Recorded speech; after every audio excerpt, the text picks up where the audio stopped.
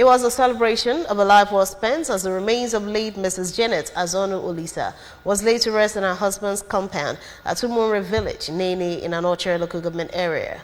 The late Mrs. Olisa, who died at the age of 76, was a devout Christian. Chukwemeka Modeling reports.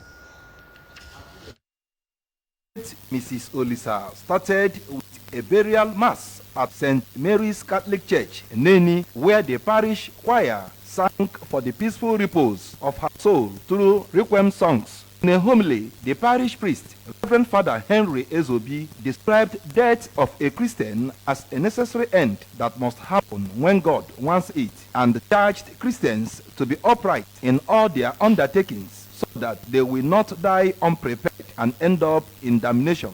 Reverend Father Ezobi said that testimonies about the deceased show that she dedicated most of her time on earth to things of God and thanked God for the lives she impacted positively. We must live a righteous life. We must be doing things as God wants it, because one day you will leave the earth.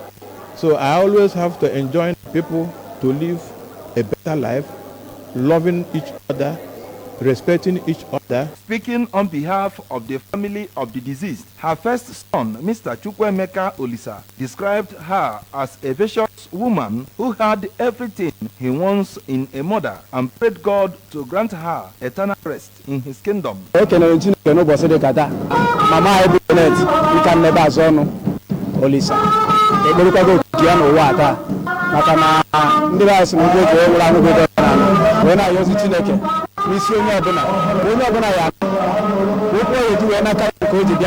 On her part, the fourth child of the late Mrs. Olisa, Mrs. Teresa Atodialo, described her mother as an Amazon who raised them in fear of God and promised to emulate her footsteps to keep her legacy alive. For the children, she's our solution ground.